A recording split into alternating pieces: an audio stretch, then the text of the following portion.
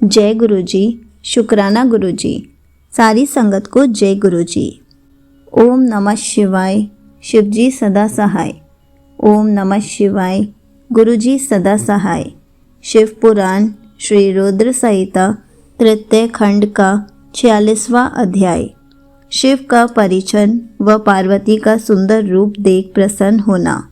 ब्रह्मा जी बोले, नारद, भगवान शिव सबको आनंदित करते हुए प्रसन्नता पूर्वक अपने गणों, देवताओं, सिद्ध मुनियों तथा अन्य लोगों के साथ गिरिराज हिमालय के धाम में गए।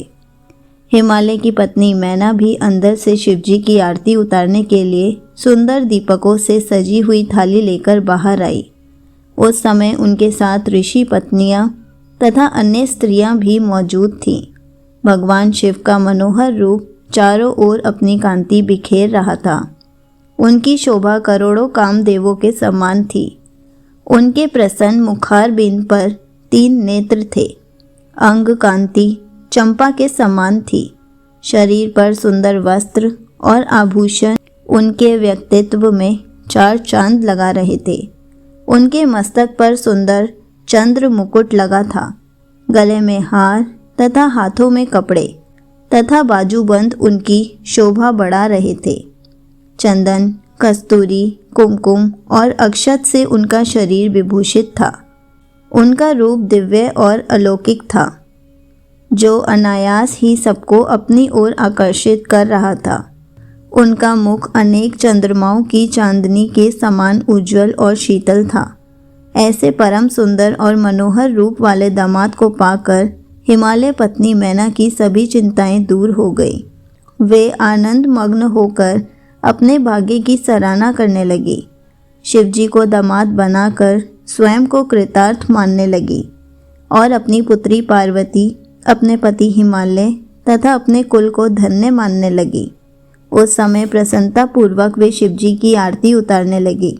आरती उतारते हुए देवी मैना सोच रही थी कि जैसा पार्वती ने महादेव जी के बारे में बताया था, ये उससे भी अधिक सुंदर है। इनका रूप लावण्य तो चित्त को प्रसन्न देने वाला तथा समस्त पापों और दुखों का नाश करने वाला है। विधि पूर्वक आरती पूरी करने के पश्चात मैना अंदर चली गई।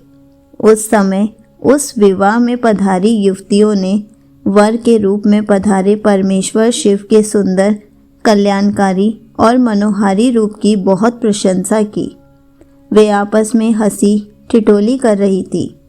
साथ ही साथ अपनी सखी पार्वती के भाग्य की भी सराहना कर रही थी कि उसे शिवजी जैसे वर की प्राप्ति हुई है। वे मैना से कहने लगी, हमने तो इतना सुंदर वर किसी के भी विवाह में नहीं देखा है। पार्वती धन्य है जो ऐसा पति प्राप्त हो रहा है। भगवान शिव के सुंदर मनोहारी रूप के दर्शन करके सब देवताओं सहित ऋषि मुनि बहुत प्रसन्न हुए। गंधर्व भगवान शिव के यश का गान करने लगे तथा अप्सराएं प्रसन्न होकर नृत्य करने लगी। उस समय गिरिराज हिमालय के यहाँ आनंद ही आनंद था। हिमालय ने आदर पूर्वक मंगलाचार किया और मैना सहित वहाँ उपस्थित सभी नारियों ने वर का परिछन किया तथा घर के भीतर चली गईं। तत्पश्चात महादेव जी व उनके साथ बारात में पधारे हुए सभी महानुभाव जनवासे में चले गए। तत्पश्चात साक्षात दुर्गा का अवतार देवी पार्वती कुल देवी की पूजा करने के लिए अपने कुल की स्त्रियों सहित अपने अंतःपुर से बाहर आई। वहाँ जिसकी दृष्टि भी पार्वती पर पड़ी, वह उन्हें देखता ही रह गया। पार्वती की अंग कांति नील अंजन के समान थी। उनके लंबे घने और काले केश सुंदर चोटी में गुंदे हुए थे। मस्तक पर कस्तूरी की बेदी के समान सिंदूरी बिंदी उनके रूप लावण्य को बढ़ा रही थी। उनके गले में अनेक सुंदर रत्नों से जड़े हार शोभा पा रहे थे। सुंदर रत्नों से बने केयूर, वलय और कंकन उनकी भुजाओं को विभूषित कर रहे थे। रत्नों से जड़े कानों के कुंडल दमकती शोभा से उनके गालों पर अनुपम छवि बना रहे थे। उनके मोती के समान सुंदर एवं सफ़ेद दांत अनार के दांतों की भांति चमक रहे थे। उनके होठ मधु से भरे बेम्ब फल की तरह लाल थे। महावर पैरों की शोभा में वृद्धि कर रही थी। अनेक अंगों में चंदन, अगर, कस्तूरी और कुमकुम का अंग राग लगा हुआ था।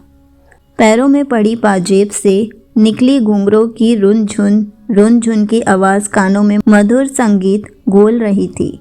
उनकी इस मंत्र मुग्ध छवि को देखकर सभी देवता उनके सामने नमस्तक होकर जगत जननी पार्वती को भक्ति भाव से प्रणाम कर रहे थे। उस समय भगवान शिव भी उनके इस अनुपम सौंदर्य को कनखियों से देखकर हर्ष का अनुभव कर रहे थे। पार्वती के अनुपम रूप को देखकर शिवजी ने अपनी विरह की वेदना को त्याग दिया। पार्वती के रूप ने उनको मोहित कर दिया था। इधर पार्वती ने कुल देवताओं की प्रसन्नता के लिए उनका विधि विधान से पूजन किया। तत्पश्चात वे अपनी सखियों और ब्राह्मण पत्नियों के साथ पुनः महल में लौट गई। उधर मैं, विष्णु जी व भगवान शिव भी अपने अपने स्थान पर ठहर गए। संगत जी, यहीं पर शिव पुराण श्री रुद्र संहिता तृतीय खंड का 46वां अध्याय समाप्त होता है। जय गुरु जी। शुक्राना गुरु जी।